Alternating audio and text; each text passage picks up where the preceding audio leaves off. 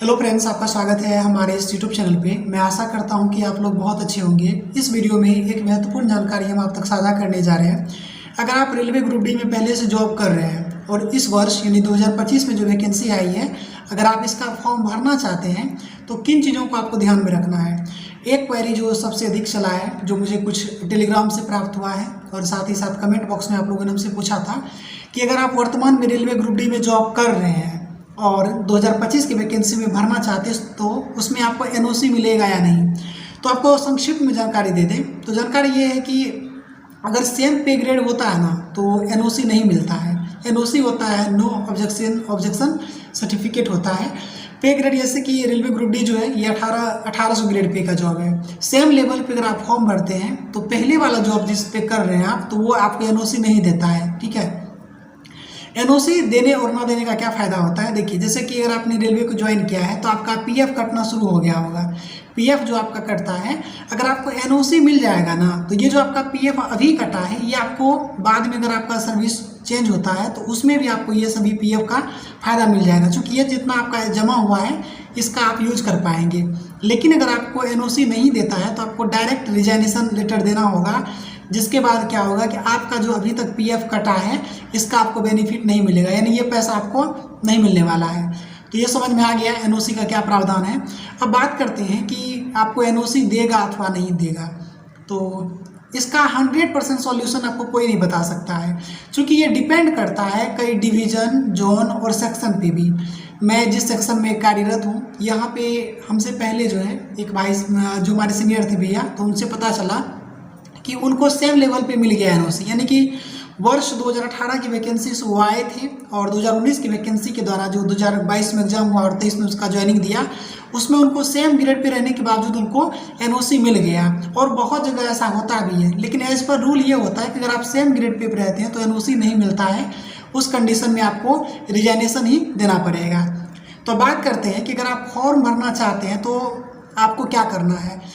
जो एक जेन्यून चीज़ होगा मैं वो बताने का प्रयास कर रहा हूँ। जब आप फॉर्म भरिएगा तो वहाँ पे पूछा जाएगा कि क्या आप रेलवे एम्प्लॉई हैं, तो आपको वहाँ पे यस और नो का ऑप्शन दिखेगा। सबसे बेस्ट है कि आपको वहाँ पे सिलेक्ट करना चाहिए कि यस, क्योंकि अगर आप यहाँ पे भी नो करेंगे ना, चूँकि आप अपनी जानकारी को भी छुपा रहे हैं। और जैसे ही देखिएगा कोई भी प्रोस्पेक्टस आता है तो उसमें कह देता है कि आप अपनी जानकारी को नहीं छुपा सकते हैं। अगर आप अपनी निजी जानकारी को छुपाते हैं तो आगे चल करके आपको प्रॉब्लम मतलब फेस करना पड़ेगा।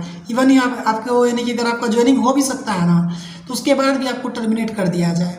तो आपको जानकारी नहीं छुपाना है, क्योंकि देखिए सबको पता है कि ऑनलाइन फैसिलिटी हो चुका है अभी तक में। तो क्या होगा कि प्रान कार्ड एक बनता है। जैसे अगर मान लीजिए कि आप यहाँ पे ये दिखा देते हैं कि मैं अभी जो हूँ रेलवे में जॉब नहीं करता हूँ, आपने नो कर दिया, आपका रिजल्ट हो जाता है तो आप डीवी करवाने के लिए एक नॉर्मल कैंडिडेट की तरह चले जाते हैं। लेकिन आप डीवी जब करवाएंगे, जब आप ज्वाइनिंग करने जाएंगे तो आपका आधार कार्ड हो गया, आपके सर्टिफिकेट को अगर मैच करवाया जाएगा तो पता चलेगा कि आप उस पीरियड में जॉब कर रहे थे लेकिन आपने उसे गलत इन्फॉर्मेशन दिया। तो हो सकता है, मतलब चांस है और उसके पास अधिकार है, वो चाहे तो आपको वहाँ पे टर्मिनेट भी कर सकता है। तो मेरा जो सलाह होगा वो ये होगा आपके लिए कि आपको अगर ये पूछा जाता है कि आप रेलवे सर्विस में हैं तो आपको यस कर देना है। और दूसरा पूछता है कि क्या आपने एनओसी के लिए अप्लाई कर दिया है। अगर किया है तो आपको यस करना है, अगर नहीं किया है तो आपको नहीं करना है। तो सही जवाब यही होगा कि आपको नो ही करना है, क्योंकि आपने ये एनओसी अप्लाई नहीं किया है तो आपको नो करना है। क्योंकि मैक्सिमम जगह ये होने वाला है कि आपको एनओसी नहीं मिलेगा, लेकिन कुछ जगह मिल भी रहा है। तो इसलिए आपको नो इसलिए करके चलना है कि अगर वहाँ पे जब आपका सिलेक्शन हो जाता है और आप डॉक्यूमेंट वेरिफिकेशन में जाते हैं, वहाँ पे अगर आपको एनओसी मांगा जाता है तो वो डिपेंड करता है कि जो डीवी करने वाले ऑफिसर होते हैं ना, तो वो आपके समझ भी पाएंगे बातों को। आप कह सकते हैं कि अभी मुझे नहीं मिला एनओसी, या मुझे बाद में मिल सकता है, बाद में हम रिजाइनेशन लेटर ही दे सकते हैं। और चूंकि हमारा एक चैनल है तो हम तो ऐसे लोगों को कई बार फेस कर चुके हैं जो बता चुके हैं। ऐसा नहीं है कि अगर आप डीवी में जाते हैं, अगर आपका डॉक्यूमेंट पूरा नहीं है तो बिल्कुल आपको ख़त्म कर देगा, मतलब आपका पैनल सटा देगा। ऐसा नहीं होता, 2 बार 3 बार मौका देता है।